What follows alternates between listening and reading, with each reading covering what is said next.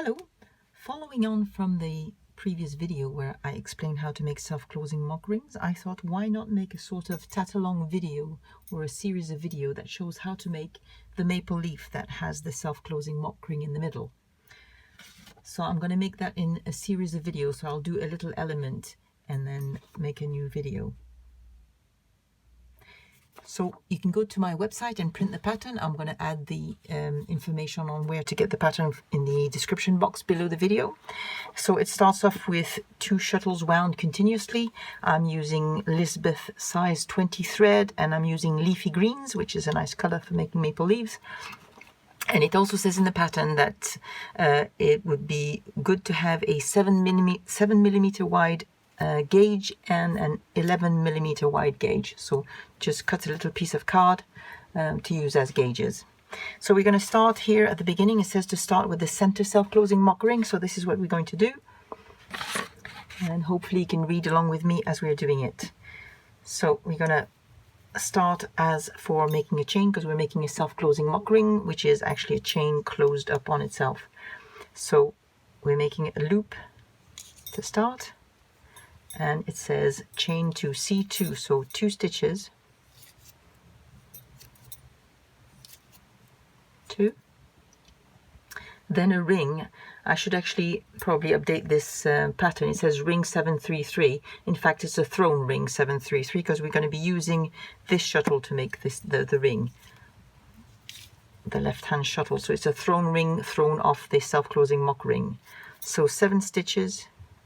Make sure there's no gaps here when you start your ring. 1, 2, 3, 4, 5, 6, 7. A picot, and the picots are all small. They're just for joining, so we're making very small picots. 3 stitches, 2, 3, a small picot again, and 3 stitches, and close the ring. And then it says C2, which means we're carrying on with the stitches of the self-closing mock ring. So you can see here, I'm going to move these out of the way, the 2 stitches of the self-closing mock ring, the thrown ring, and this is the loop that we've left at the beginning, so we can close our self-closing mock ring at the end. So I'm going to wrap again for continuing with the chain. So 2 stitches again on the chain. 1, 2, and then we're making the next ring. It says 3 join 4 picot 1 picot 4 picot 3. So 3 stitches, 2, 3, join to the previous thrown ring. 4 stitches, 1, 2, 3, 4, a picot, 1 stitch, a picot, 4 stitches, 1, 2, 3, 4, a picot, and 3 stitches to complete this second thrown ring. 3, and close the thrown ring. So we now have 2. Wrap again for the next stitches of the chain, and we have another 2 stitches. 1, 2, I hope you can see. 2 stitches, the ring, 2 stitches on the chain, the next ring, and 2 stitches again. And now we're making the third thrown ring, which has 3 stitches, then join, 2, 3, and join, 5 stitches, 1, 2, 3, 4, 5, a picot, 2 stitches, a picot, 5 stitches, 3, 4, 5. My Lisbeth thread is being a bit twisty today, so I'm dropping my shuttle to let it untwist itself. So 5 stitches, a picot, and the last 3 stitches. 2, 3, and close this third thrown ring. Now we're wrapping again for another 2 stitches of the chain.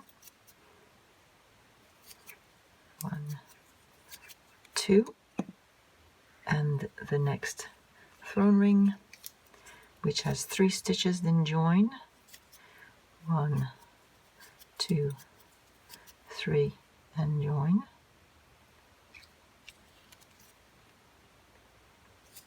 Then 4 stitches, 2, 3, 4, a picot, 1 stitch, a picot, 4 stitches, 2, 3, 4, a picot, and 3 stitches. Remember to make those picots small because they're not decorative, they're just for joining elements.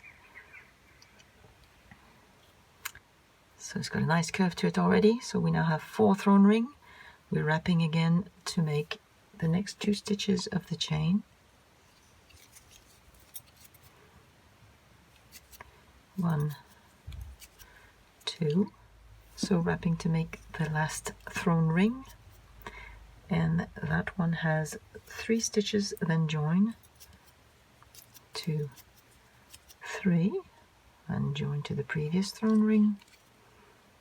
Then 7 stitches, oh no, I beg your pardon, 3 stitches, 2, 3, a picot, and 7 stitches. 1, 2, 3, 4, 5, 6, 7, and close this last thrown ring.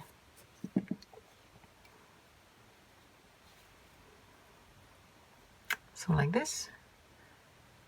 Oh, and there are 2 more stitches to the chain. You can see this is the chain going here, which is going to become our self-closing mock ring. So 2 more stitches. 1, 2, and now we can pass the shuttle through the loop that we left at the beginning, making sure it's not twisted, and close our self-closing mock ring. Keep pulling, you see, until the loop goes all the way back into the stitches, and the center also becomes a ring. So this is going to be the first part. This shows how to do the center of the maple leaf, and in the next video I'm going to show you how to start going around with the outside parts of the leaf. See you next time. Bye bye.